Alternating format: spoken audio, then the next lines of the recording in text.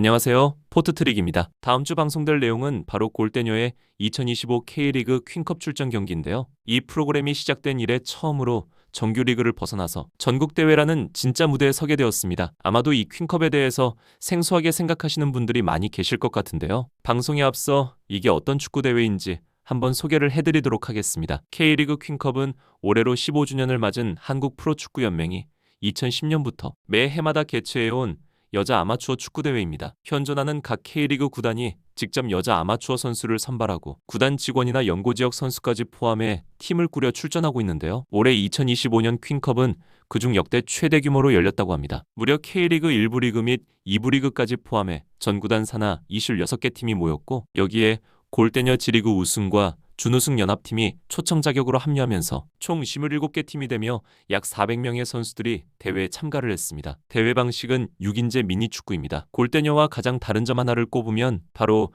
이 출전 인원수 차이를 말할 수 있을 것 같은데요. 아시다시피 골대녀 리그는 팀당 6명의 로스터에 출전 인원은 5명입니다. 골키퍼 1명에 필드 플레이어 4명을 출전시키는 게 골대녀 규정인데요. 하지만 퀸컵은 출전 인원이 그보다 한 명 더 많은 6명입니다. 인원이 적을수록 한 명의 차이가 정말로 크게 느껴지는데 골대녀 선수들은 그동안 5명으로 플레이하는데 익숙해져 있기 때문에 이 6명 출전에 대해 익숙해지는데 조금 시간이 걸릴지도 모르겠습니다. 그리고 필드 플레이어가 한 명 더 많아진 만큼 이제는 전술적인 부분도 더 신경 쓰고 준비를 많이 해야 할 것 같습니다. 그리고 또 하나 다른 점은 바로 경기에 사용하는 볼도 다르다는 점인데요. 일반적인 축구 경기에는 성인용 사이즈인 5호볼을 사용해 경기를 합니다. 하지만 퀸컵은 풋살 경기이니만큼 풋살공인 4호볼을 사용하게 되는데요. 기존에 사용해왔던 5호볼은 직경이 22cm로 되어 있습니다. 풋살공인 4호볼은 이보다 2cm가 작은 20cm의 직경으로 되어 있어서 상대적으로 볼의 크기가 작은 게 특징인데요. 풋살공으로 경기를 해보신 분들은 느끼셨겠지만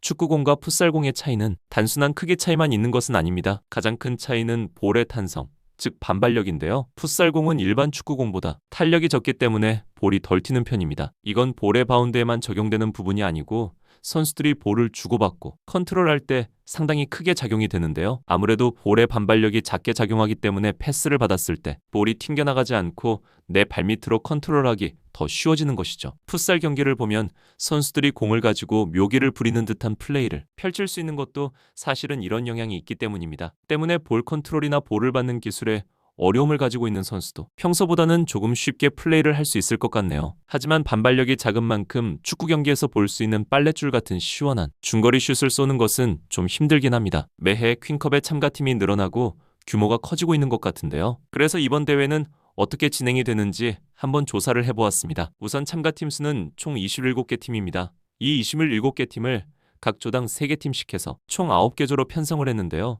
표에서 보시는 것처럼 골대녀 연합팀은 B조에 편성이 되었는 것을 확인하실 수 있습니다. 정규 라운드에서는 9개 조의 팀들이 각각 전후반 15분씩 경기를 치르고 이후 조 순위에 따라 스플릿 A에서 C그룹으로 나눠 파이널 라운드를 진행합니다. 각 조에서 1위를 차지한 팀들은 총 9팀이 되는데 이 팀들을 또다시 A조, B조, C조 이렇게 3팀씩 편성을 하는 것이죠. 그리고 이 3개의 조에서 또 1위를 한 3팀은 풀리그로 경기를 치른 뒤 최종 우승팀을 가리게 되는 방식인데요. 결국 스플릿 A 그룹 1위 팀이 통합 우승을 차지하는 방식이죠. 이렇게 되면 우승을 하는 팀은 총 6경기를 치르게 됩니다. 쉽게 생각하면 조별 그룹 경기 후 토너먼트로 올라가는 방식이 아니라 각조 1위 팀을 계속 3팀씩 한 조로 모아서 1위를 가리는 방식이라고 보면 됩니다. 무엇보다 이번 대회가 주목받는 이유는 골대녀 프로그램이 시작된 이래로 역사상 첫 원정 경기라는 점입니다. 그동안은 방송 세트 경기장에서만 경기를 치렀다면 이번에는 프로그램 세계관을 완전히 벗어나 실제 전국대회에 초청받아 뛰게 된 것이죠. 예고편에서 나왔던 인터뷰 장면에서 선수들의 각오도 남달랐습니다. 진짜 대회를 하는 거니까라는 이혜정의 말에서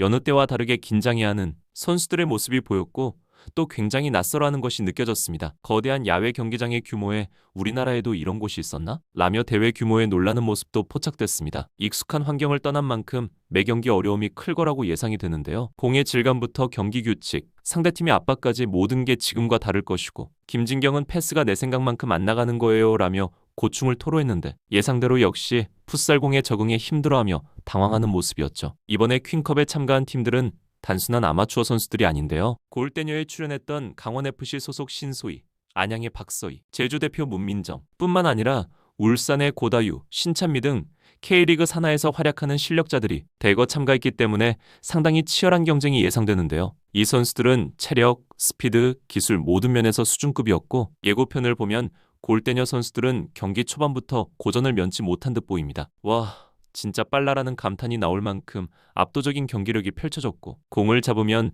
눈 깜빡할 사이에 3명이 달려드는 촘촘한 수비에 매우 당혹스러워하는 장면도 나왔죠. 그렇지만 골대녀가 그렇게 쉽고 만만하게 무너질 것 같지는 않습니다. 그래도 나름 지난 리그 우승팀과 준우승팀 멤버 연합팀이기 때문인데요. 퀸컵에 참가한 골대녀 선수 명단은 우승팀인 구척장신과 준우승팀인 원더우먼 선수 총 12명인 것으로 보입니다. 감독이 누가 될지도 조금은 궁금하긴 한데요. 화면에 하석주 위원장이 잡히긴 했지만 왠지 감독으로 참석을 한 것 같아 보이지는 않고 그렇다면 우승팀인 구척의 이영표 감독이 맞는 게 순서이긴 한데요. 하지만 화면에는 일단 이영표 감독의 모습은 보이지 않았고 대신 원더의 조재진 감독이 선수들에게 지시를 하는 장면이 포착되었습니다. 현재 미운털이 되어버린 이영표 감독이긴 하지만 이 연합팀을 데리고 실제 대회에서는 과연 어떤 성적을 거둘지 팀을 지휘하는 모습이 조금 궁금하기도 했는데 일단 본방송을 좀 더 기다려봐야 할 것 같습니다. 대략적으로 흘러가는 상황으로 보아 골대녀 팀은 꽤 고전을 하고 있는 것 같아 보이긴 합니다. 어쨌든 조에서 1위를 해야 다음 라운드에 진출을 할 수가 있는데 사실상 이건 좀 힘들어 보이긴 하고요. 예고편 중간 멘트에서 나온 것처럼 과연 1승을 할 수 있을까라는 말처럼 첫 경기에서는 패한 것 같고 그렇다면 조별 라운드 두 번째 경기에서는 과연 승리를 거둘 수 있을지가 관건이 될 것으로 보이네요. 이번 퀸컵의 최종 우승은 포항 스틸러스 여자축구팀이 차지했습니다. 조별리그부터 파이널 라운드까지 6경기 전승, 단 1실점이라는 압도적인 성적으로 우승컵을 들어올렸다고 하는데요. 비록 골대녀 연합팀은 우승에 도전하지는 못한 듯 보이지만 첫 원정 도전인 퀸컵이라는 낯선 무대에서 프로급 선수들과 맞서 싸운 경험은 앞으로 골대녀 방송 내 경기에 큰 자산이 될 것으로 보입니다. 팬분들 사이에서도 여러 가지 반응들이 나오고 있는 것 같은데요. 이제 진짜 대회까지 나가다니 프로그램 스케일이 달라졌다는 등의 의견과 비록 힘들었지만 앞으로 골대녀에서 더 강해질 것 같다라는 긍정적인 의견도 보였고요. 하지만 지금 6강 토너먼트가 진행 중인데 이걸 중간에 자르고 굳이 이 퀸컵을 보여줘야 되는 건가라는 의견도 계셨습니다. 저 역시도 이 퀸컵 방송분이 나가면 어떤 반응이 나올지 기대와 함께 조금은 염려가 되는 것도 사실인데요.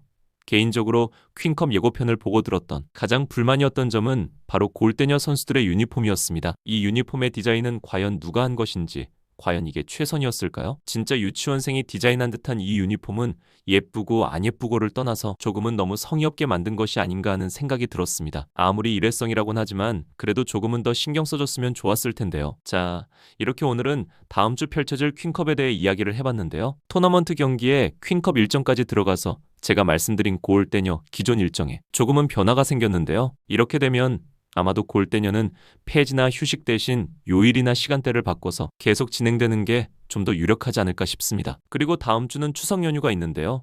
그 때문에 수요일에 예정되어 있는 골대녀도 방송 시간이 조금 조정이 됩니다. 밤 9시가 아니라 밤 8시 20분에 방송 편성이 예정되어 있습니다. 이 점 꼭 참고하시고 골대녀 이미 시작했는데 중간에 들어오셔서 앞부분 놓치시는 일들이 없기를 바라도록 하겠습니다. 저는 다음 영상에서 이어서 말씀드리도록 하겠습니다. 시청해주셔서 감사합니다.